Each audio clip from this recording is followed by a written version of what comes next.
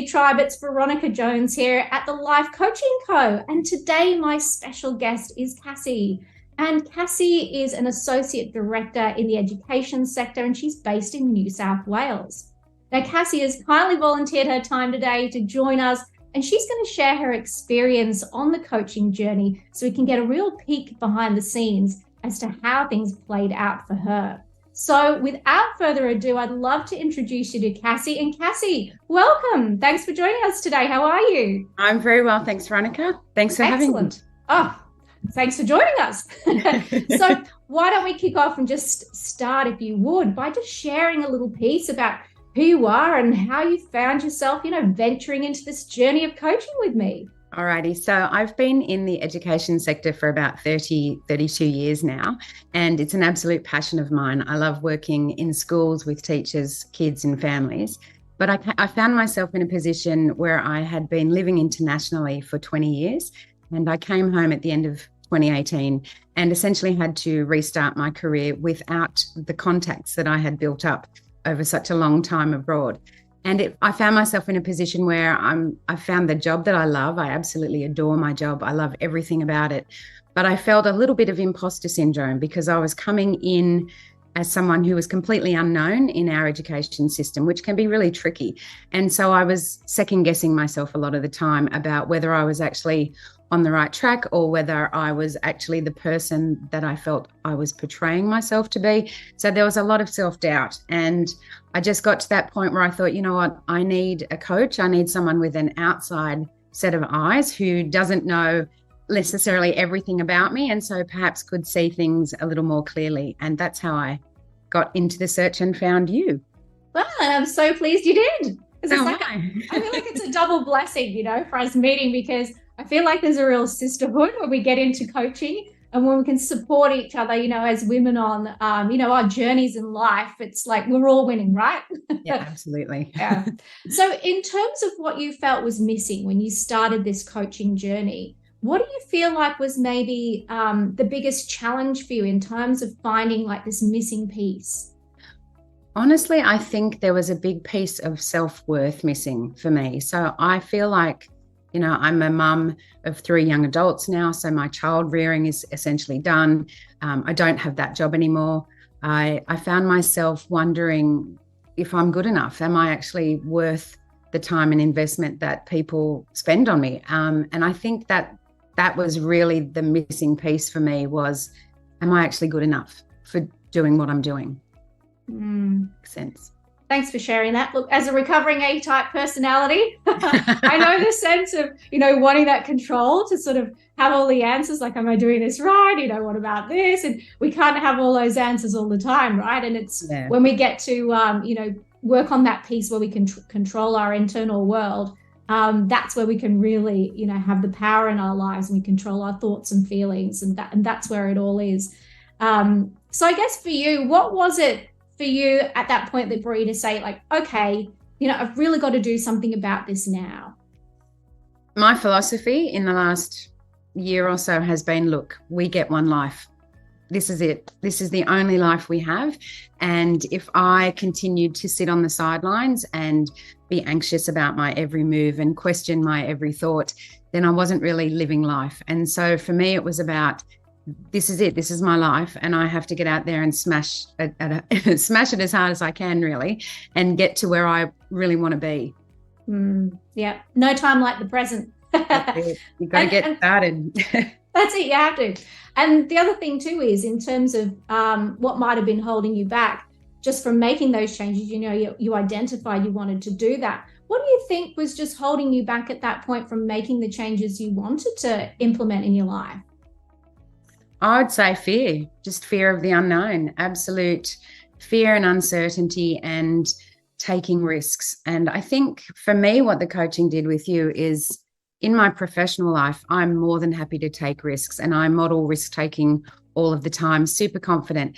But in my personal life, not so much. So there was a bit of a disconnect between what I was doing in my daily work life and in my daily personal life. And it was really just that fear of the unknown. Mm-hmm. Yeah. And look, fear's a real big one for anyone who's wanting to make change And it's, it's the thing that holds many people back, that fear, doubt, and uncertainty of what the future is going to look like. And, I guess it's almost that idea that, oh, well, what are we lacking? Or, is there something wrong here? There's also a bit of scarcity around like that. Is there enough for me to do what I want to do?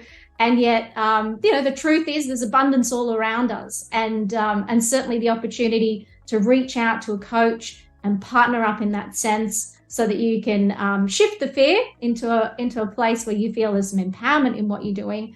That's obviously a real power play in that sense.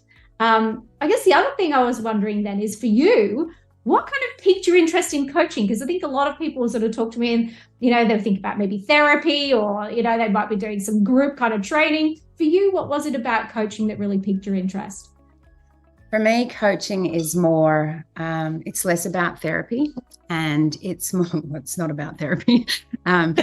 It is about the sisterhood. It's about connecting with your coach on a level where you can just hash out the big issues and when things are uncomfortable. So you did ask some things of me that were quite uncomfortable, as you know, that I had to kind of work through.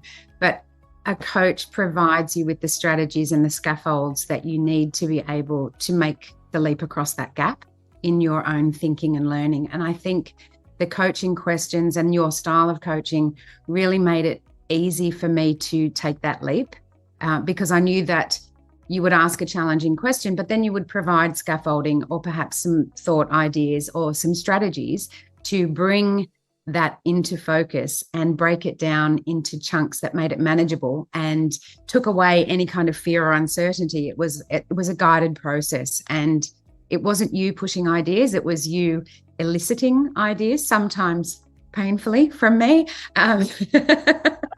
but you kind of, clarifying, helping me to clarify my thinking in a way that eased my progression, I guess, in my thinking and moving forward.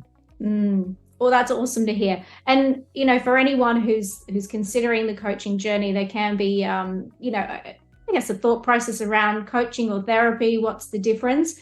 And, as you so eloquently put it, it's coaching is about, let's look at where you are, let's move forward. We get very strategic on how we do that, rather than sort of the therapeutic nature of the past and unraveling those kinds of behaviors. And also, I think, myself included, when you're not making the changes you want to see, we can fall into those thought patterns too of, why me? Maybe this just isn't meant for me. And you and I know, having walked this coaching journey together, that it's like the mindset piece is so critical in this coaching journey. And so I'm interested to know, from a mindset perspective, thought pattern wise, what did you notice changing as you started coaching? So much. So as you know, part of my work involves working with people and teachers around, and parents actually, around their mindset when it comes to kids and how we work with our kids to understand things. So for you to be able to work with me on my own mindset from a personal perspective was really quite mind-blowing for me, if I'm honest, because all of the little walls that I had built up in my own head were exactly that. They were in my own head. And so with your coaching, you enabled me to really see, I guess, the almost ridiculous nature of, I mean, let's be frank, the ridiculous nature about some of the self-limiting beliefs that I had set up for myself over time. And I think you being able to really coach me on how to break down those self-limiting beliefs has probably been one of the big pieces of learning. And the way you did break down those self-limiting beliefs according to topics, if you will, that really enabled me to, see the light in my own head and, take some accountability where necessary, responsibility, and then action. It was all about action. Sure is. And look, for anyone who's obviously watching and listening to this right now, how much do you love Cassie and her frankness? Like, aren't our thoughts just so ridiculous at times? Oh my goodness. So in terms of the results that you started to experience from coaching, in terms of the goals you were knocking off as we were going along, what did you start to notice there? Oh, so the receipts started coming in. And you Drop said, it so, in. you know what you said when we started, you said, let's set a goal for 3 months. And we would get there, was what you said. And in my head, I was like, okay. Okay, of course we will. And then the receipts did start coming in. So whether it was in my personal life with my own kids, in my professional life with structures that were going on in work, just lots of positive affirmation that I was in fact worth it. I was on the right track. I was doing the right things. And just with that mindset piece, actually being able to see those as receipts and not do the usual self-depreciating, oh, I just got lucky, that kind of thought, but actually going, you know what, no, I've done the work for this, and the receipts are starting to show. They showed up everywhere and consistently and constantly, and it was quite something to actually be an active participant in, as opposed to someone who hears about someone else's wonderful story, but to actually have it be my wonderful story was really quite amazing. It was your wonderful story, and it was quite rapid in terms of the receipts, as we said, just falling in for you, like evidence of, your worth, your value, the love that you have around you in your life. It was incredible to see. And obviously the changes that were occurring on the back of that too, like you say, professionally and personally, what was occurring there, and the way you were just magnetizing those results to yourself was great. You said it would happen. It sure did, baby. It did. As I was coaching with you, I noticed, shift in you not long into our sessions, quite honestly, as you were really stepping in and really throwing yourself into the coaching journey with me. And I noticed certain boundaries that you were putting up in place to empower yourself. Yeah. But I was wondering if you could share with me from your perspective, what kind of empowering boundaries you found you were putting into place that were really helping you achieve your goals. So for me, part of the reason that I got here was I'm a bit of a people pleaser. So I say yes a lot to a lot of things, regardless of whether or not I can actually upkeep my end of the bargain. And so part of my boundary setting was being aware that I can't say yes to everything, because that will lead to my feelings of guilt or shame and the other party's feelings of disappointment.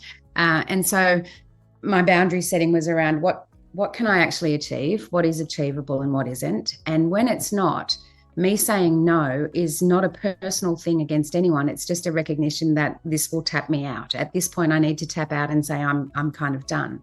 But on the other hand, I was saying no to a lot of things out of fear that I probably should have been saying yes to. So I also set up some yes boundaries where I would say yes to a number of new requests that came in out of surprise. And so the boundary there was for myself to not shut everything out. To be very clear about what I was able to achieve from a professional and personal standard or level. And then also to accept that there were things that I would be more capable of if I only opened up that boundary a little bit and said yes. The other one was around matching people's energy. So as a people pleaser, if someone goes quiet, I will, follow up with multiple texts or follow up with multiple emails.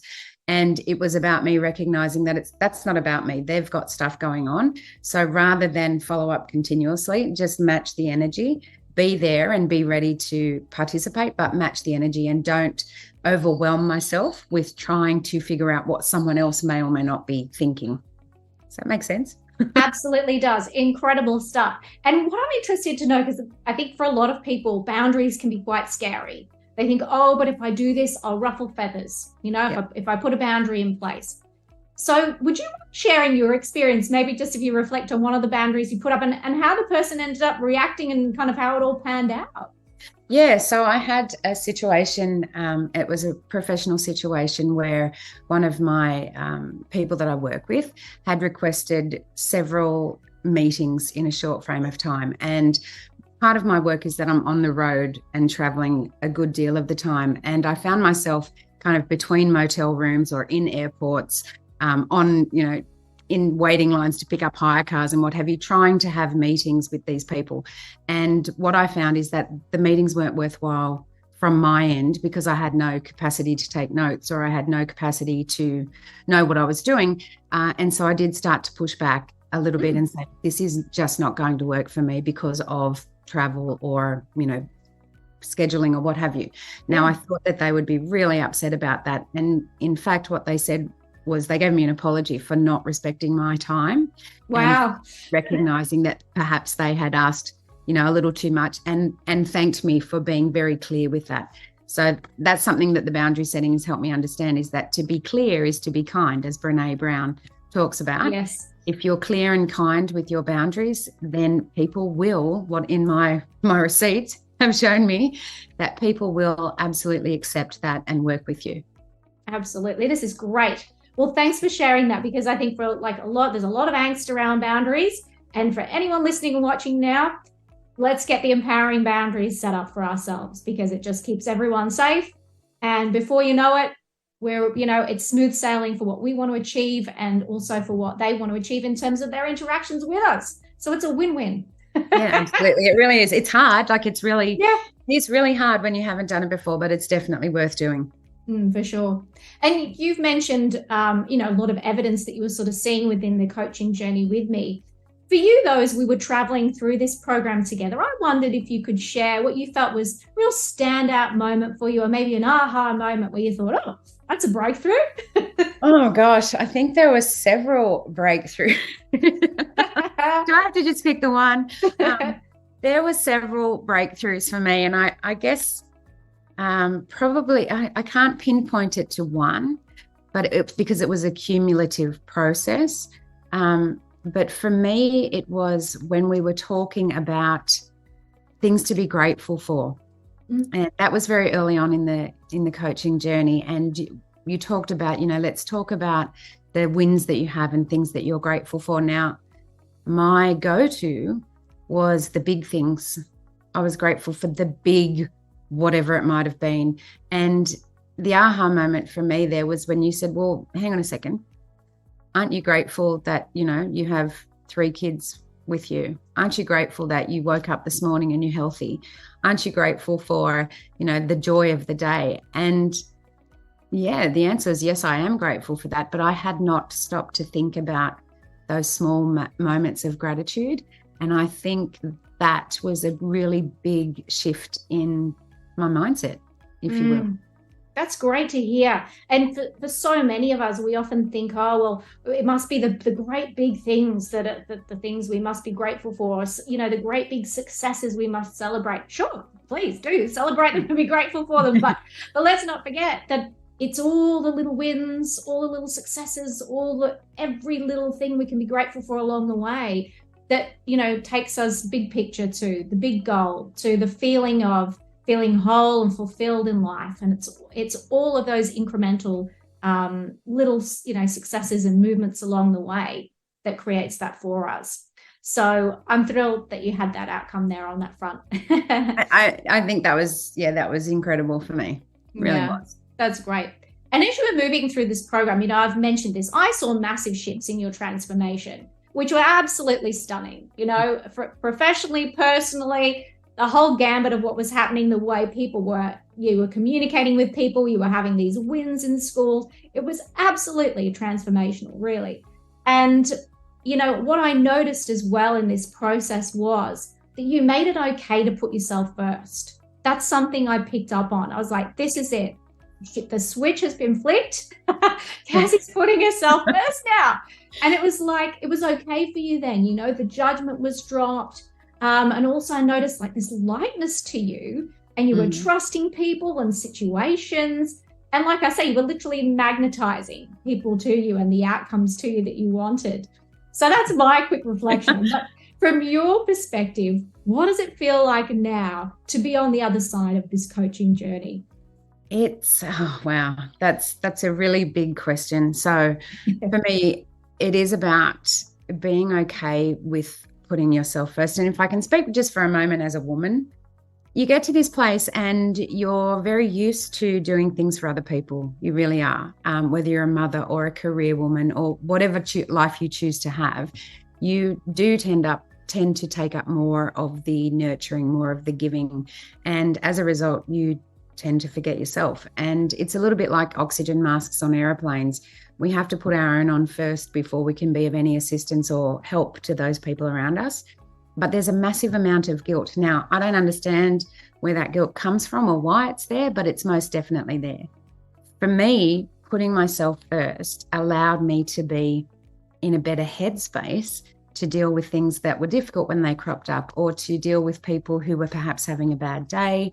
But because I was okay, I was centered, I was doing things to look after myself, my state of being was a lot calmer, a lot more receptive to be able to guide people who were having a bad day or, things weren't going right for, without actually getting emotionally invested in their issues and being able to stand back. I don't think I could have done, I don't think, let's be real, I couldn't have done that if I hadn't put myself first, because I was still very much caught up in the, it's about me, or I'm anxious, or I need to do something here, I need to fix someone else's problem. But because I started putting myself first, I was like, I could actually step back and go, well, actually, no, this isn't a me thing. I can help you through it, but it's not a me thing. And that sense of being centered and being calm and confident in who I am was a pretty massive step forward, I think. So good. Key takeaway here, guys. Oxygen masks on first. Then we can care for others the way we want. So good. And so what do you love most about who you become in this process? I like me. Yes. Me too. I quite like me. I think I'm not a bad person. I think everyone in the universe is out there doing their best, right? We're giving this life a red hot go, and sometimes we get it right and sometimes we get it wrong. But post-coaching with you, I can recognize that I get stuff wrong, and it's actually, you know what? It's okay. I messed up today. Today was a crappy day. And that's not the end of the world. It doesn't mean the rest of my life is going to be crappy. And being able to recognize that, I guess, and say, okay, so I said something that wasn't great, or I did something that wasn't great. I can make amends for that. I can make up for that. And then I can let it go and move forward, because I know in my heart that I am a good person, that I have value, that I have worth, and that I can step forward with confidence, I guess, into the world and not apologize for taking up space, but actually taking up that space and being okay with it, being proud of it, I guess. Yeah.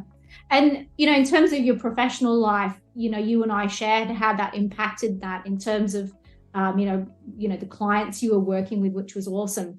I just wondered in terms of your personal life, how did you find this new liking of yourself positively impact those relationships? Well, it was good. Got your kids on board?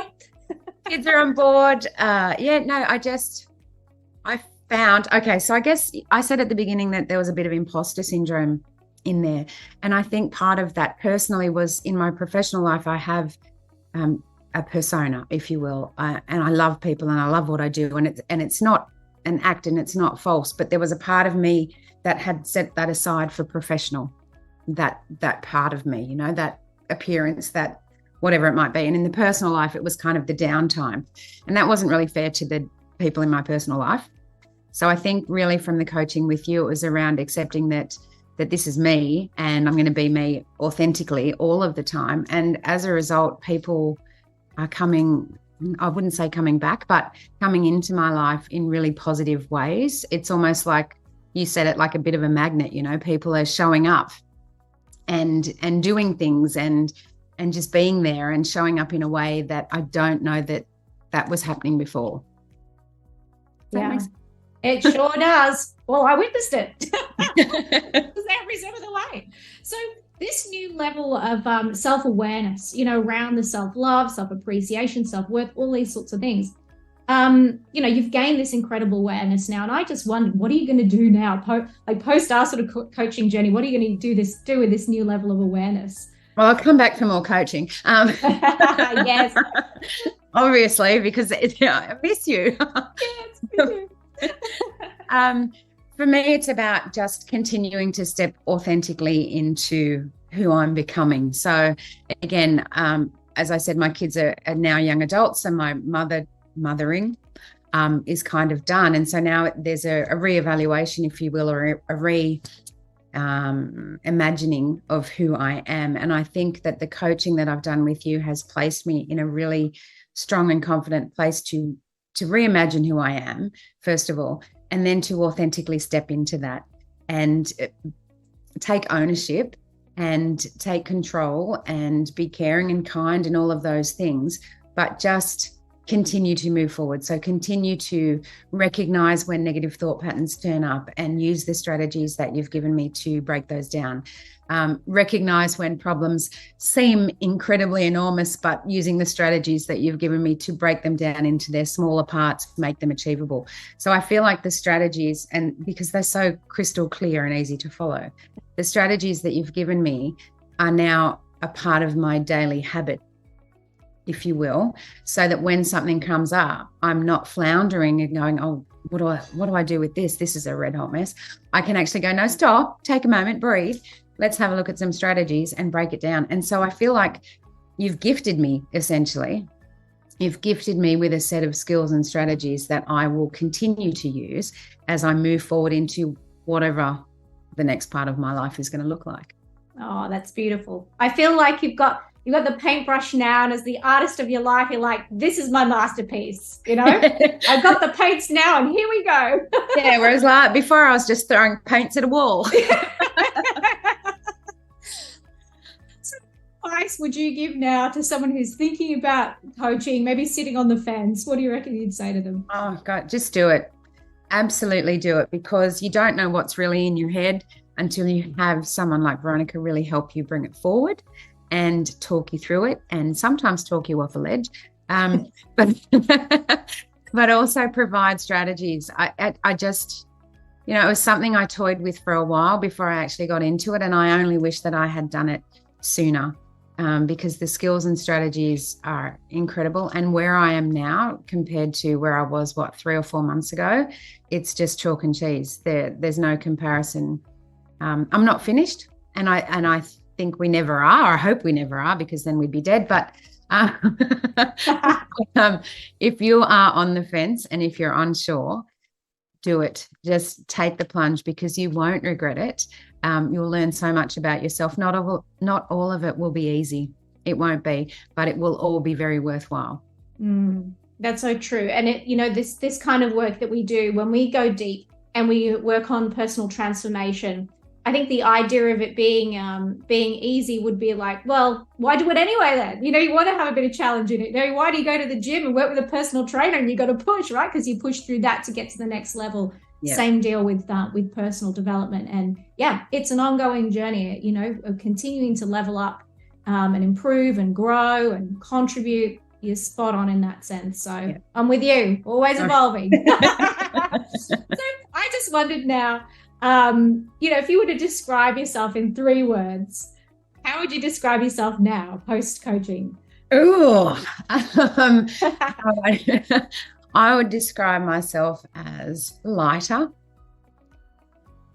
more authentic, and confident in my own self-worth. Yes. Great. I love it. All right, new mantra. Get that written everywhere you can. That's it, on the mirror, lipstick.